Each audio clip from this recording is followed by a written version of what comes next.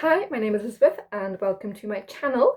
I was made redundant just under 2 months ago and I have been trying to recoup my income, basically using freelancing, side hustles and small businesses, and I have been documenting how this has been going. And today I want to talk about the new business idea that I had right at the very beginning that is now starting to gain a little bit of traction. So I've done freelancing, I've got a couple of freelance clients, that's going well. I've also got my candle side business, which has been ticking along for a couple of years, so I have that income also.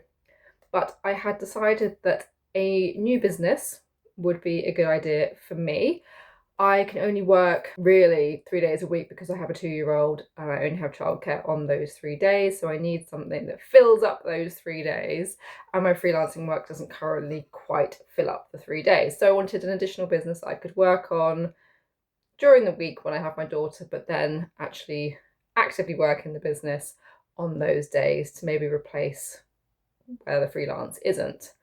So that business idea was a craft class workshop idea.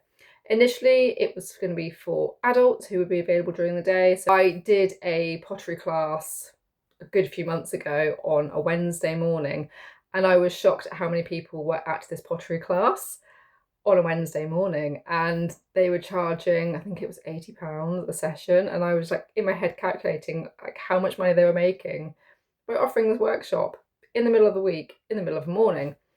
However, I switched my idea slightly, so I started prepping for a craft class for adults, and then summer holidays were coming along, so I thought actually I want to try and do some summer holiday classes for children and kind of test it out. I might not like teaching. For a start, I might just prefer being a maker myself and not teaching it. And so I'm going to try out the children's classes first.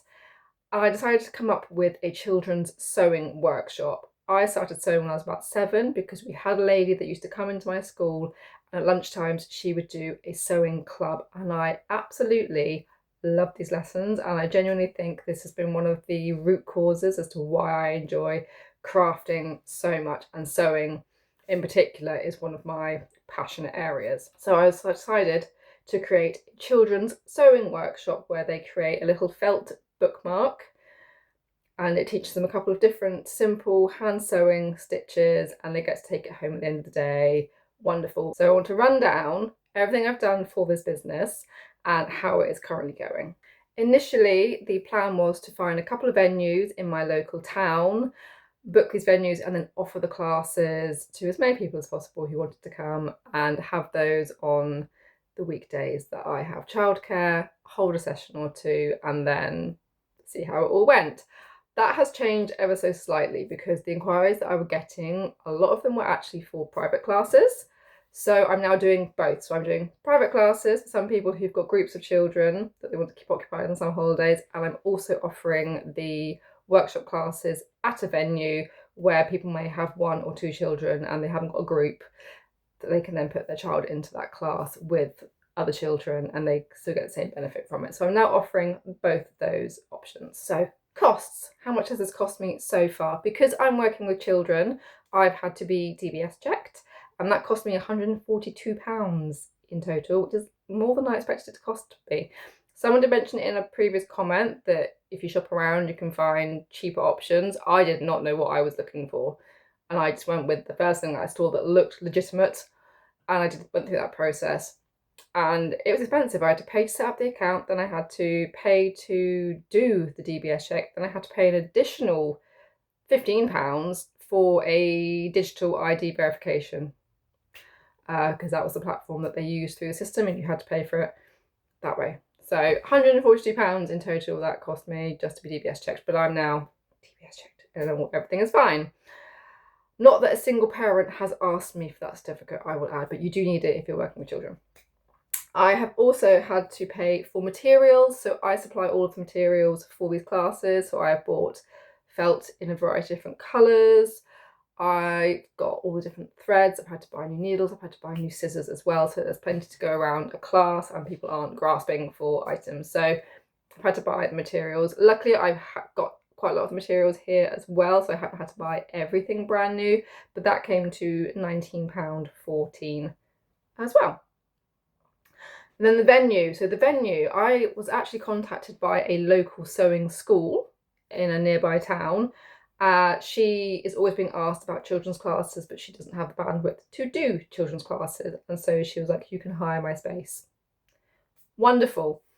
And so I popped over there last week. She's got beautiful space, lovely, bright, sunny, perfect.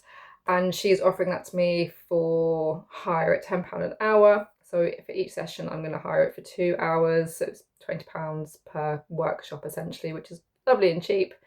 And she was really enthusiastic. Obviously, we both love sewing. We both want to teach it. And it was just a really nice, wholesome connection between the two of us. So hopefully, all being well, in half term and at Christmas, I can also hire that space and do some more seasonal workshops with children there too.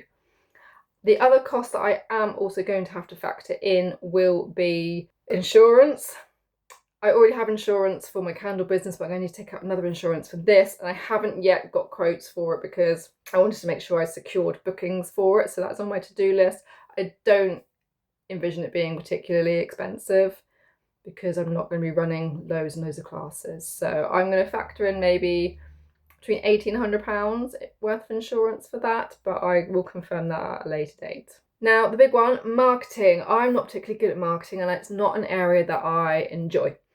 But I did do some marketing for this, and I had to get out of my comfort zone a little bit and, you know, shout about this. I was very, very lucky that one of the ladies I work with for one of my freelance clients is part of a school WhatsApp group, and she sent out a little post for me, which is perfect. And I had a lot of inquiries through that, which was wonderful. Alongside that, I have done a Facebook post on my candle business page because this business doesn't have its own page. I'm kind of piggybacking off my candle business. So did a post on there, and then I also posted on 2 local town Facebook groups. Like, I live in one town, I've got another small town very close by. So I posted on both of those to offer these classes. Alongside that, I have also sent a press release to our local newspaper, and hopefully they'll pick that up and hopefully they'll publish something on it, or they might add it to their Facebook page. And that also then took me through a link to setting up an event page for it on their system. So I've also now got the event page. So I will continue to market it on my Facebook page, probably on my Instagram page as well, but I don't really have local followers on my Instagram page. So I'm trying to do local marketing. But that's how I'm marketing it so far. If you have any additional suggestions on how I could possibly market these classes, please put them in the comments because I need all the help I can get on this. And then bookings from all this marketing and from the school WhatsApp group that a colleague did a little blast for me. I had 12 initial inquiries, 9 then wanted additional information, 5 then came back to me with specific dates that they wanted to book for private classes, and I've sent those booking forms out. One person has paid in full their private session, and I've also had 2 separate inquiries about the venue classes. Now at the moment I'm only hosting 3 classes at the venue. I didn't want to book too many and then not have enough children to come to it, so got the 3 dates so far, and so far I've got 2 children for one date, 2 for another date, so plenty of places to fill up still for those. So if I was to redo this process all again, what would I do differently? I did not realise how much earlier private schools closed for the summer versus the other schools. If I'd known this, I would have maybe targeted them a bit more earlier on, and I would have started marketing it a lot earlier. In my head, I was going by the end of July for state schools, not realising that actually the private schools had already finished for the year. So I have missed a couple of weeks there of potential marketing, potential class I could have done, but it's fine. I want this to be a slow and steady process. It's a learning curve for me. I don't overwhelm myself with too many classes. So not a big issue, but if I was to do this again or do it next year, I would start marketing it a lot earlier on. I would also change my booking form away from a deposit-based class into a pay in full class upfront. So far I have only had one parent pay, and she did pay in full. I'd only asked her for a deposit, but she paid it all in full. And actually thinking about it, that makes more sense. I need to buy the materials. It also secures the places more. And at the moment I'm sat with 4 other potential dates that are penciled in, but no one's paid anything. And I'm just waiting to hear back from them. So I think paying up front instead of doing the deposit option is better. They're not wildly expensive classes. It's not a humongous amount of money that I'm asking people for. And actually the deposits were 25% and it was quite a small amount, and almost felt a bit pointless asking for that money.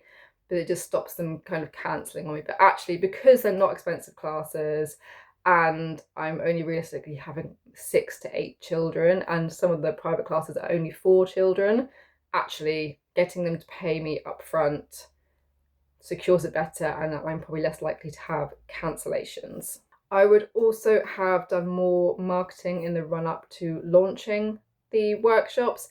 Again, I think because I haven't set up an individual business for this, it hasn't got its own name, it hasn't got its own social pages or anything like that, it hasn't got its own following, and I haven't had time to do that. I've had to piggyback it off my candle business, which isn't really the same business. So I would separate those two, have its own page, and then push more of marketing on that page directly for the class workshops. I also spent a lot of time looking at other possible crafts to do because I wasn't sure how interested children would be in sewing, and so I had loads of backup crafts in my head to potentially offer, and it turns out I had nothing to worry about because so many children are looking and wanting to learn how to sew. So I probably wouldn't have spent as much time researching other crafts for children as I did. That time could have been spent better elsewhere, it turns out, but hindsight. And I've also had lots of inquiries about sewing machine classes. So I do a lot of work on a sewing machine as well. It is again something I could teach, but it's not something I'd thought of because I didn't think there would be the interest. That's different. I had to price that entirely differently. The classes would have to be a lot smaller, if not 1-to-1, and whether parents are going to want to pay for what that would actually cost is another matter. So that's something to look into for future classes. Potentially would be sewing machine children's classes as well. Anyway, that is the kind of overview of everything that's happened in the last kind of 6 weeks of developing this business idea to where it currently is. I have my first class on the 27th of July, which is very exciting. That is one that is booked and paid for.